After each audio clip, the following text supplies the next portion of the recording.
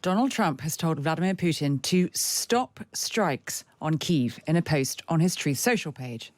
He posted, "I am not happy with the Russian strikes on Kyiv. Not necessary and very bad timing. Vladimir, stop. 5,000 soldiers a week are dying. Let's get the peace deal done." Well now, so said the Donald. Back in the UK, Keir Starmer continues to walk a fine diplomatic wire. The Prime Minister's sitting down with the European Commission head Ursula von der Leyen this afternoon. Their meeting was meant to run ahead of a summit between the EU and the UK, but once again, it'll deal with the desires of the man in the White House. Well, Sir David Lidington is chair of the Royal United Services Institute and served as effective deputy to Theresa May. And Sir David joins me now. So, David, there's a lot going on at the moment in world diplomacy. Yeah. What can the UK and EU do about what's going on? Oh, I think what's clear is that the European democracies, and critical to this is the UK-EU relationship, have to embark immediately on a major programme of rearmament. I mean, I think we're going to have to accept that the United States has decided to quit the role of leadership of the democratic world that it's exercised for about the past 80 years. And while Trump is a particularly vivid and brutal expression of that trend in American politics, actually you can see American impatience with shelling out for the defense of Europe and European security, having increased under successive presidents, both Democrat and Republican, for over a decade now. So I think this trend towards greater American isolation, American focus on the Pacific, is going to increase, not diminish, even after Trump. And so we've got to take more responsibility ourselves. And that means the two biggest defence powers in Europe, Britain and France, have got to be central to this. But the EU collectively, because its single market includes its industry, because it's now got provision in the EU collective budget to finance increased defence expenditure, is going to have to be part of this. And I think that, you know, if there's something that's good that's come out of the appalling Russian assault on Ukraine, is that it's forced the EU and NATO to develop a much more constructive, collaborative partnership rather than rivalry between them, which has been the case in the past. And I think what we need is a European capability to act anchored in NATO, where there's UK, France, Poland, Germany as it rearms, exercising greater leadership, but with the EU involved as well, because it does have certain defence and security responsibilities. Well, you mentioned the need to immediately rearm Ukraine, us and with France leading. Can we adequately supply Ukraine, just the UK and Europe, without America, if that's what ends up happening? Well, we have to arm Ukraine, and we have to rearm ourselves as well, because the language that Trump is already using, casting doubt upon the collective self-defense provision in the NATO treaty, Article 5, is deeply worrying. But I think with Ukraine, the danger is that Europeans can and should step up a lot more immediately, but we cannot replace overnight all the capabilities for our own defence and all the help for Ukraine that the United States has been providing since the start of the Ukraine conflict. And that's going to take some years for Europe to develop the sort of intelligence capabilities, the reconnaissance, the heavy lift capabilities that the United States has. But I think we do need to increase our own production of armaments. We need to get as much as we can to Ukraine, because if Ukraine is defeated, then the security of other countries in Europe becomes a much greater risk. The Baltic states, Poland, are already very worried about that, and some of the non-NATO democracies, Moldova, Georgia, some of the small states in the Western Balkans, the ex-Yugoslav republics, are very, very deeply worried about what a Russian victory might mean for them. David, I want to get your thoughts on something that we heard from Grant Shapps this morning on Times Radio Breakfast. And he said he thinks Donald Trump's in cahoots with Vladimir Putin, but he can't say more. Let's just quickly listen to what he said. You've got this terrible combination of a president who just for some reason seems to support the tyrant, and I have some theories as to why, but I may have to wait for the 30-year rule to talk about them. Do you want to offer one now? Thank you. I think I'll probably resist, but I don't think it's too much of a stretch, and many of your listeners will already know because it's publicly reported that he's had previous both run-ins with Kyiv unrelated to the war, and people may come to their own theories as to why he seemed to be in cahoots with Putin. David, I've got to ask, what do you make of that? Well, I think it's no secret that, for example, before the 2020 presidential election in the United States, the Trump campaign sought to put pressure on the Zelensky government in Ukraine to open up some kind of criminal investigation into the Biden family. The idea was to promote the idea that President Biden had been involved in some sort of nefarious wrongdoings involving Ukraine, and Zelensky quite properly decided that he was not going to get drawn into US politics in this way.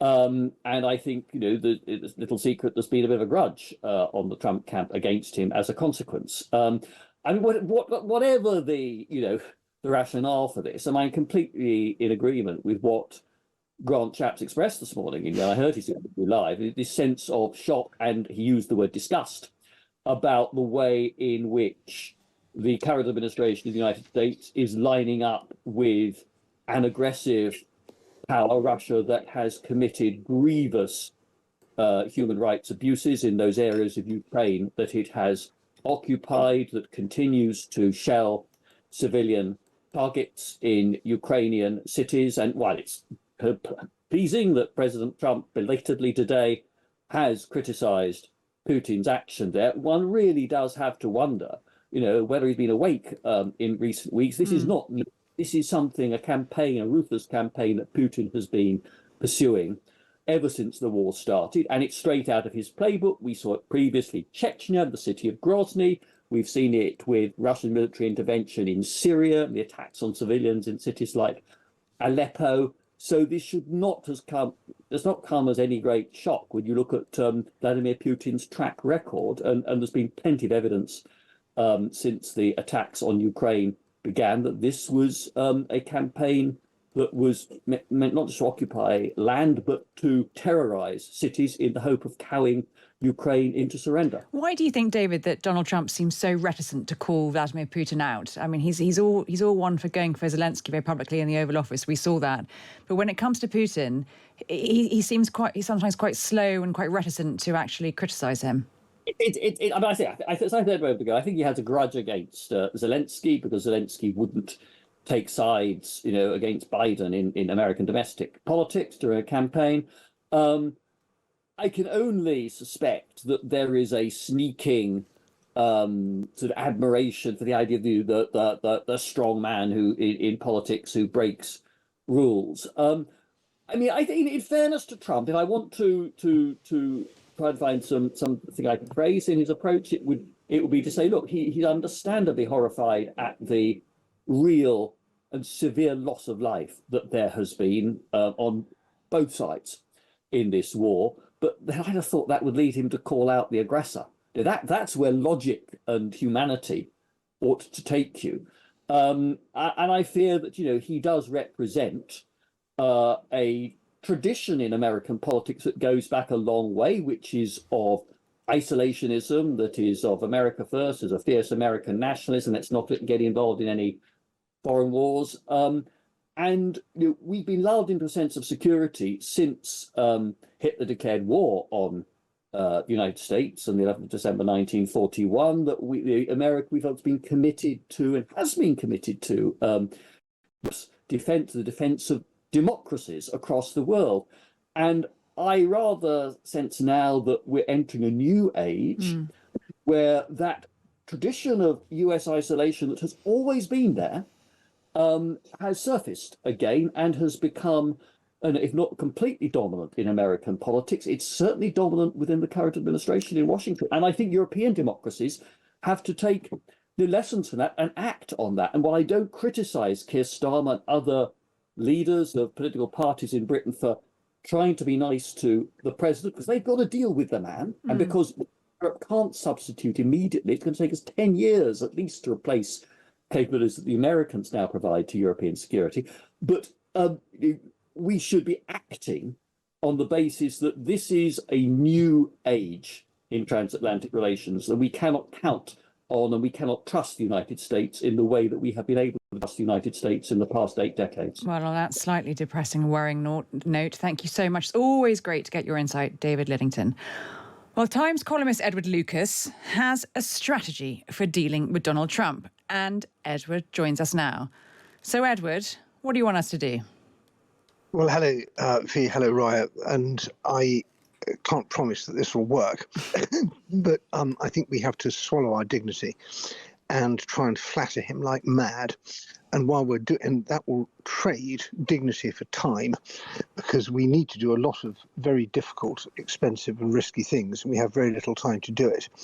But every week and every month that we can slow down the American withdrawal from Europe gives us time to defend our own country better and to work more closely with our colleagues.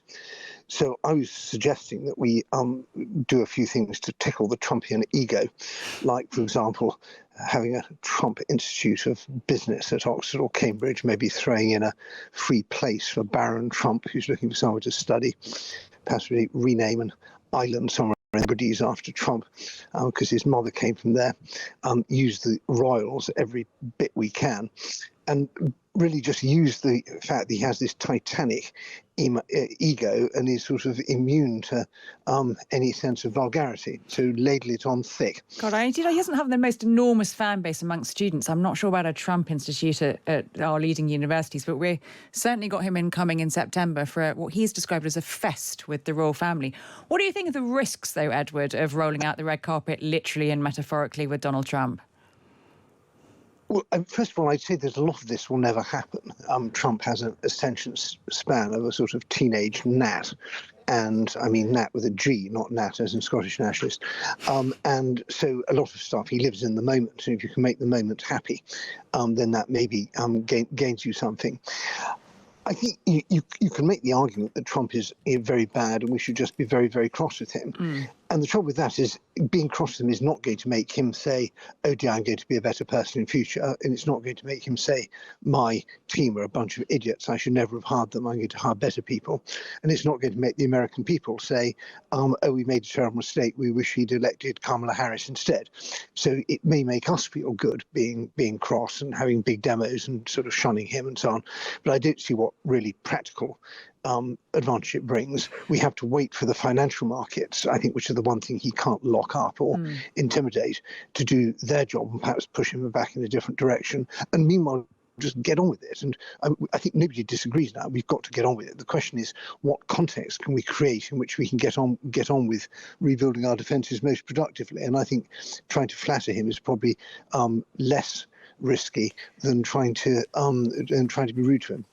So, Edward, I think it's an intriguing notion, obviously. And, I mean, it could work if there was a way that we could all be in on this without Trump knowing that that's what we were doing. But that's the enormous problem, isn't it? It's not like Keir Starmer can give us all a code word that we can use, whilst crossing our fingers behind our back and saying nice things about Trump that we don't actually mean. There is a sense of that kind of weird duality going on already, isn't there? Well, of course, people will say, oh, they're just laying it on thick. But the thing about Trump is he doesn't seem to mind about that. He knows that a lot of this flattery is insincere, but he still enjoys it anyway. I don't think he really believes that, King Charles would like nothing better than to curl up on Christmas Eve with on a sofa chatting to Donald and Melania. But he still likes being able to say, Charles is my friend, and he loves the sort of the visuals, the pictures of pomp and circumstance and ceremony, and we can do that. We're very good at it in this country. It's perhaps the one thing one of the few things our armed forces do very well is put on really good parades. So I'd say yes, do that, and a lot more besides, because in the end, what we've got to lose, if he doesn't like it, we aren't any worse off really. And if it works, it may have brought us some precious time. Because as I say in the article, my piece today, we are particularly exposed. Other European countries depend on the American nuclear umbrella and so on. But Britain is really joined at the hip with the United States in military intelligence and particularly nuclear terms in a way that makes it almost unimaginable how we'd survive without the United States. So we have to do some very, very dramatic and difficult things now. And the time that we buy can be very precious in that. Well, I'm just going to step in there and say I think our armed forces do a lot of other good things apart from raids, Edward. But it's always wonderful to hear from you. Can I just hang on a minute? Yeah, we are meant to be able to provide a warfighting division. We are struggling to keep a battalion, 1,000 people in Estonia. It went up to 2,000. I know. I've just been there. Just been out there. Been out to Tapa camp. Yeah, so we have one seaworthy Type 45 destroyer at the moment, which has enough air defences for about a day. We have a huge shortage of pilots, and I defer to no one in my admiration for the bravery of our soldiers, but the fact is that the British Army, the British the Royal Air Force and the Royal Navy are in a terrible mess, and it's doing no favours to talk them up and say, oh, they're fantastic, when they lack the people, the weapons, the money, the stockpiles, the logistics, the enablers, the everything that they need to do their job properly. I hear you. Edward, it's always great to hear from you. Thank you so much.